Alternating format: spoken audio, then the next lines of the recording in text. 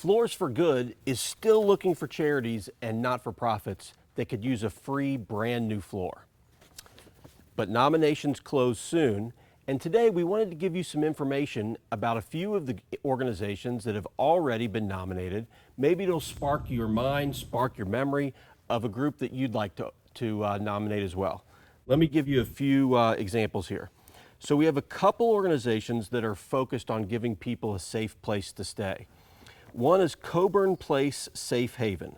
They have 35 apartments in a 100-year-old former IPS elementary school, and they provide transitional housing for survivors of domestic violence, plus their children and sometimes their pets. Obviously, great organization.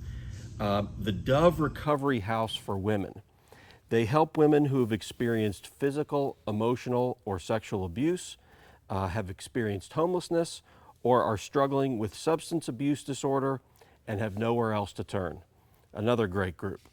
So Dove and Coburn Place do so much good for members of our communities that are in crisis.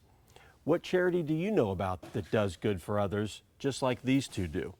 Let us know at floorsforgood.com. We'll get them nominated, and then you guys will do the voting for the final winner. Thanks.